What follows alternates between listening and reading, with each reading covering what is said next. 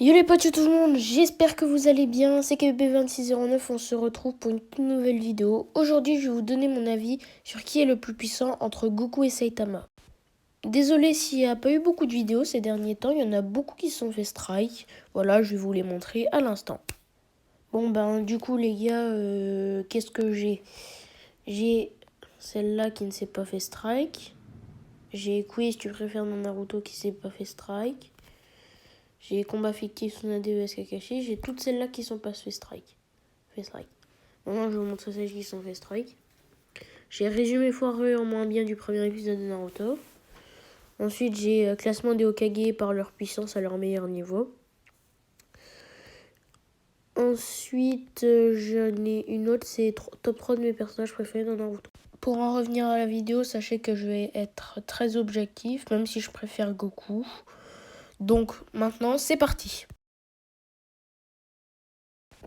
Goku est le Saiyan le plus puissant de l'histoire avec Broly et Vegeta. Avec son plein pouvoir, il est plus puissant que Jiren, le mortel plus puissant que le dieu de la destruction. Il possède des techniques dévastatrices telles que le Kamehameha, Sekikoa, Explosion Ki, etc. pour ne citer que.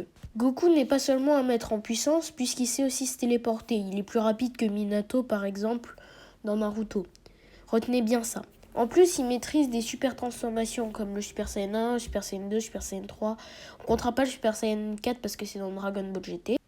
Il a aussi le Super Saiyan God, le SSJ Blue et l'Ultra Instinct, maîtrisé ou non maîtrisé. On peut dire que là, Goku envoie du lourd. Faudra que Saitama réponde et soit à la hauteur.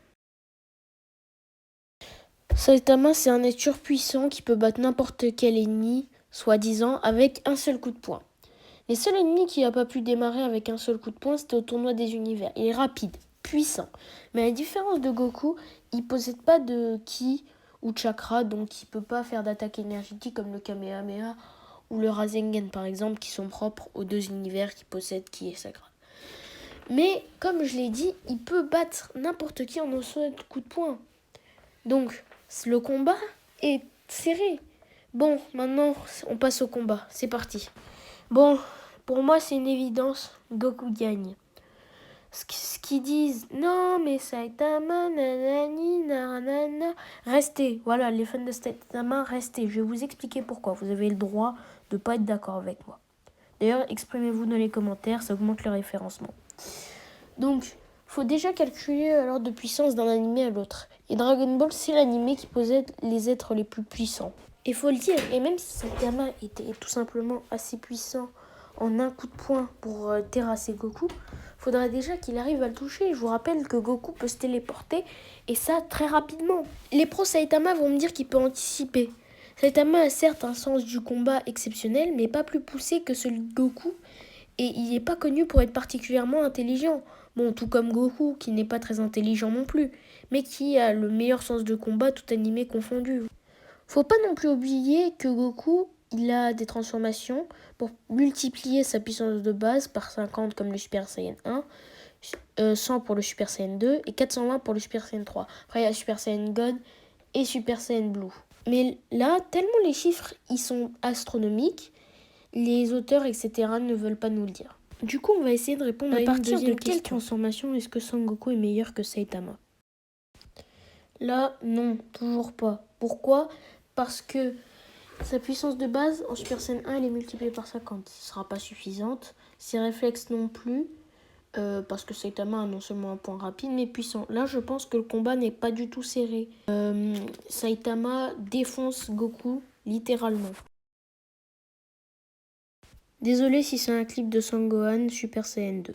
Mais c'est la meilleure scène de tout le manga. Du coup, je pense que non. Il commence à rivaliser avec lui, mais bon, Saitama vainc toujours parce que on a beau tout dire, mais Saitama est quand même incroyable. Bon, du coup, là, je pense que c'est Goku qui gagne, tout simplement. Mais ça va être un combat très serré.